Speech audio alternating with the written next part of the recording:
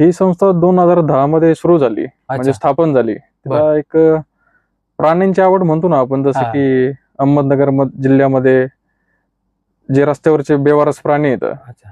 त्यांना काही इजा होतात किंवा ते हा. आजारी पडतात. बर मग त्याची, जसं की त्यांना कोणी वाली नाही आपण म्हणतो. बर बर बर बरोबर. काही काही जण 100 एक जण असतो आपण म्हणतो नाही का, जे की मुक्या प्राण्यांना मदत करतो. तुम्ही ही डेअरिंग कशी केली, ही संस्था स्थापन कशी केली आणि यामध्ये उद्देश तुमचा नेमका काय होता? ही संस्था 2010 साली स्थापन झाली, म्हणजे 2010 पासून काम सुरू झालं संस्थेचं. बर. जसं की संस्थेचं काम हे माझ्या वडिलांनी सुरू केलं, लक्ष्मण साखरे यांनी.